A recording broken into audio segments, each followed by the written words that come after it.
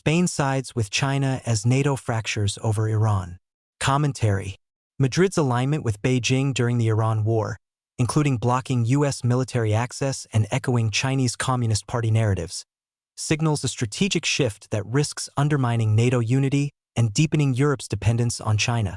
When the United States and Israel launched strikes against Iran on February 28, Spain's socialist Prime Minister Pedro Sánchez moved quickly to block it. Madrid refused to allow U.S. forces to use two jointly operated military bases on Spanish territory, Naval Station Rota and Moron Air Base, for operations related to the Iran war, and later closed its airspace entirely to U.S. aircraft involved in the conflict. Spanish Defense Minister Margarita Robles told the press, "Neither the bases are authorized, nor, of course, is the use of Spanish airspace authorized for any actions related to the war in Iran." Sánchez framed the conflict as an unjustified and dangerous military intervention. He has since repeatedly described the youth Israeli campaign as an illegal, reckless, and unjust war. That framing, invoking international law to oppose U.S. military action, was echoed in the Great Hall of the People in Beijing. On April 14, just 6 weeks after blocking the U.S. bases, Sánchez arrived in Beijing for a meeting with Chinese leader Xi Jinping, his fourth visit to China in 4 years. Standing alongside Xi at a press conference, Sánchez made a statement that no other NATO leader has come close to making. "It seems very difficult to me to find other interlocutors who can untangle this situation caused in Iran and in the Strait of Hormuz beyond China.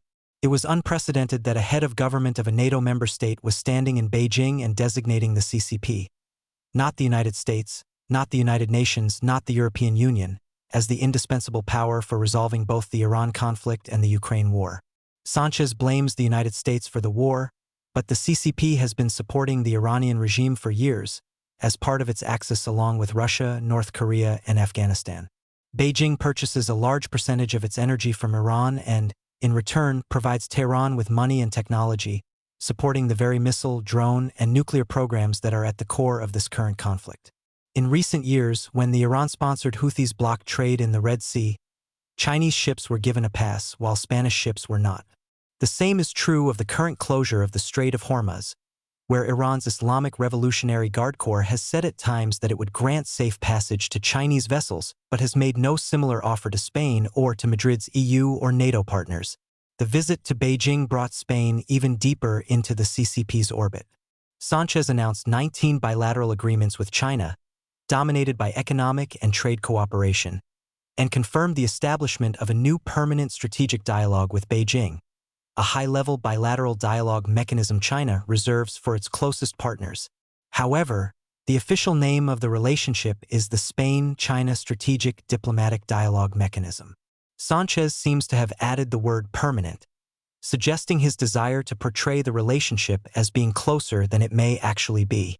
Even this slight change in phrasing should be a concern to EU and NATO partners, particularly the United States, as it signals a Spanish shift away from its Western partners. According to Chinese state media Xinhua, Sánchez told Xi that Spain actively supports the 4 major global initiatives proposed by Xi. These include the Global Development Initiative, the Global Security Initiative, the Global Civilization Initiative, and the Global Governance Initiative. Xinhua reported that Sánchez stated he opposes a new Cold War and the attempt to decouple and sever supply chains. This language, referencing the need to avoid a new Cold War, is consistent with the CCP's messaging, which Beijing pushes when any nation defies its demands or opposes its policy objectives.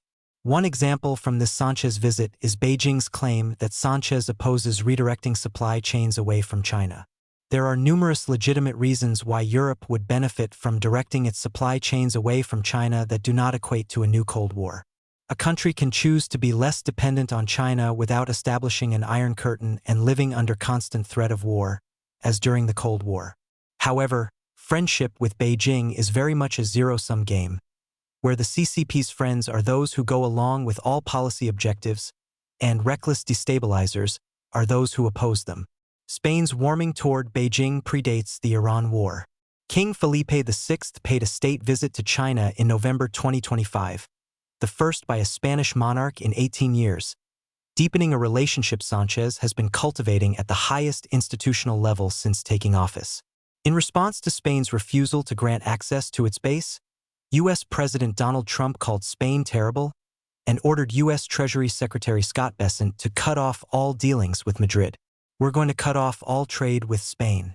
We don't want anything to do with Spain," Trump told reporters on March 3rd. An internal Pentagon email obtained by Reuters later outlined options, including suspending Spain from NATO. The dispute is compounded by a second grievance. Spain is the only NATO member that refused to commit to the alliance's 5% GDP defense spending target agreed at the Hague summit last year, insisting it can meet its capability goals at 2%. Whether wittingly or unwittingly, Spain is serving the CCP's dual objectives of weakening NATO and maintaining Europe's dependence on Chinese supply chains. Beijing has recently issued threats against the EU over its proposed Made in Europe program. China's trade surplus with Europe already reached $83 billion in the first quarter of 2026. Meanwhile, oil and energy prices are rising in Europe by as much as 60% for some classes of energy because of the Iranian regime's closure of the Strait of Hormuz. The hope is that when the pain of enabling China becomes sufficient, Europe will join the United States in pushing back.